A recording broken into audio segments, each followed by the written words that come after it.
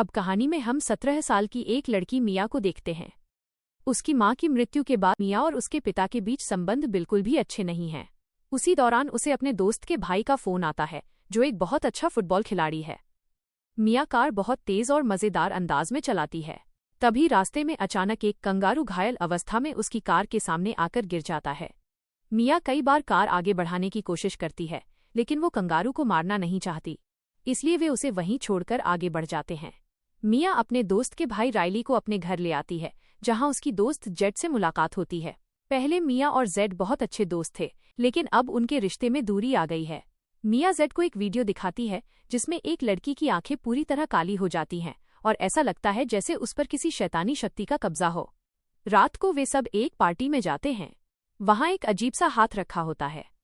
सब कहते हैं कि उस हाथ को पकड़कर टॉक टू मी बोलना है। जब मिया ऐसा करती है तो वो हाथ उसके हाथ को पकड़ लेता है और उसे सामने एक बूढ़ा आदमी दिखाई देता है। वो बहुत डर जाती है और हाथ छुड़ा लेती है, लेकिन दोस्तों के कहने पर वो फिर से खेल शुरू करती है। इस बार वो हाथ पकड़कर कहती है, आई लेट यू इन, यानी मैं तुम्हें अंदर आने देती हूँ। इसका मतलब था कि वो किसी भी बुरी आत्मा को अपने अंदर आने की अनुमति दे रही है। तभी उसकी आंखें काली हो जाती हैं। वो राइली से कहती है कि वो तुम्हारे पीछे खड़ा है, उसे तुम पसंद हो। ये सुनकर राइली डर जाता है। 90 सेकंड पूरे होते ही उसके दोस्त उसका हाथ उस अजीब हाथ से अलग कर देते हैं। मिया होश में आ जाती है।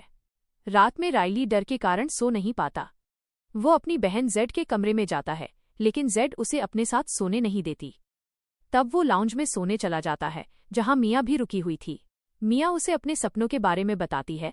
वो कहती है कि उसे सपने में दिखता है कि वो आईने के सामने खड़ी है, लेकिन उसमें उसका प्रतिबिंब नहीं दिखता। फिर वो बताती है कि जब उसने खेल खेला तो उसे लगा जैसे वो हवा में तैर रही हो। दरअसल खेल के दौरान एक शैतानी आत्मा उसके अंदर प्रवेश कर चुकी थी। अब मिया पर एक दानव का कब्जा हो चुका था। अगले दिन सभी दोस्त फिर उस हाथ से खेलते हैं। कहा जाता है कि वो हाथ किसी मीडियम का कटा हुआ हाथ है, जो आत्माओं से बात कर सकता था। ये हाथ इंसानों और आत्माओं की दुनिया के बीच का रास्ता है। सब लोग मजे मजे में वीडियो बनाते हैं, लेकिन जेड कभी ये खेल नहीं खेलती। राइली भी खेलने की जिद करता है। जेड मना करती है और बाहर चली जाती है। तभी मिया राइली को खेलने की अनुमति दे देती है। राइली हाथ पकड़कर कहती है, आई लेट यू इन। तभी मिया को लगता है कि उसकी मां की आत्मा आई है और उससे बात कर रही है, लेकिन समय पूरा हो जाता है। उसी दौरान एक दानव राइली के अंदर प्रवेश कर जाता है। अचानक राइली अपना सिर मेज पर जोर से मारता है। उसकी हालत बहुत खराब हो जाती है और उसे अस्पताल ले जाया जाता है।